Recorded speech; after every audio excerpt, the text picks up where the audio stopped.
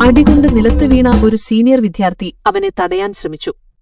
ഡാ, നീ അങ്ങോട്ട് പോകണ്ട. ഞങ്ങൾക്ക് പോലും അവരെ ഒന്നും ചെയ്യാൻ കഴിയുന്നില്ല. നിന്നെ അവർ പന്ത് തട്ടുന്നതുപോലെ ആകാശത്തേക്ക് അടിച്ചുയർത്തും, അയാൾ പറഞ്ഞു. എന്നാൽ എമിമാർ അത് കേട്ടതായി ഭാവിച്ചില്ല. ഒരിക്കൽ അവർ ഗ്രൗണ്ടിൽ കളിച്ചുകൊണ്ടിരുന്നപ്പോൾ പന്ത് അടുത്തുള്ള ഒരു കുളത്തിൽ വീണുപോയിരുന്നു. ഗ്രൗണ്ടിന് പുറത്തേക്ക് പന്തടിച്ച ആൾ തന്നെ പന്തെടുക്കണം എന്നായിരുന്നു നിയമം. അന്ന് പന്ത് തട്ടിയത് എമിമാറായിരുന്നു. അവൻ കുളത്തിൽ വീണത് കാരണം പേടിച്ചു നിന്നു.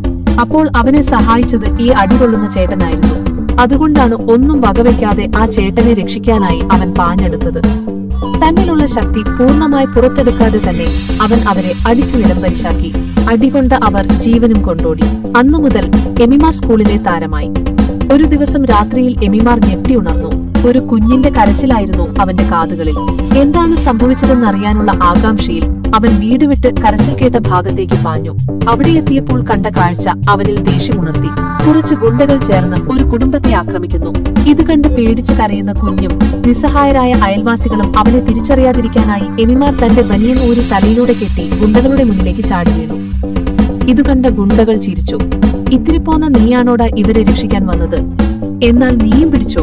ഒരു ഗുണ്ട ഇത് പറഞ്ഞു തീരുന്നതിനു മുമ്പ് തന്നെ എമിമാറിന്റെ കയ്യിൽ നിന്ന് ഒരു നീല വെളിച്ചം പുറത്തേക്ക് വന്ന് അവനെ അടിച്ചു നിലത്തിട്ടു. ആയുധധാരികളായ ഗുണ്ടകൾ ആ കൊച്ചുപയ്യന്റെ നേരെ ഓടിയെടുത്തു. അയൽവാസികൾ നോക്കി നിൽക്കെ എമിമാർ ഗുണ്ടകളെ എല്ലാം അടിച്ചു നിലംപരിശാക്കി. ഗുണ്ടകൾ ജീവനും കൊണ്ട് ഓടി. എമിമാർ ഓടിച്ചെന്ന് കുഞ്ഞിനെ എടുത്ത് നേരെ നിർത്തി ഒരു ഉമ്മയും കൊടുത്ത് ഇരുട്ടിലേക്ക് ഓടി മറഞ്ഞു. ദിവസങ്ങൾ കടന്നുപോയി. ടൗണിലെ ആളുകളുടെ സംസാര വിഷയം ആ അജ്ഞാതനായ നായകനായിരുന്നു. ഈ ചർച്ചകൾക്കിടയിൽ എമിമാറിന് ഒരു കാര്യം മനസ്സിലായി. ടൗണിലും പ്രധാന സ്ഥാപനങ്ങളിലും ക്യാമറകൾ വ്യാപകമാണ്. തന്റെ രഹസ്യസ്വത്വം സംരക്ഷിക്കാൻ ഒരു പുതിയ രൂപം ആവശ്യമാണെന്ന് അവൻ തീരുമാനിച്ചു. വീട്ടിലിരുന്ന് അവൻ സൂപ്പർ ഹീറോ സിനിമകൾ കണ്ടു. സൂപ്പർമാൻ, സ്പൈഡർമാൻ, ബാറ്റ്മാൻ തുടങ്ങിയവരുടെ രൂപങ്ങൾ അവനെ പ്രചോദിപ്പിച്ചു.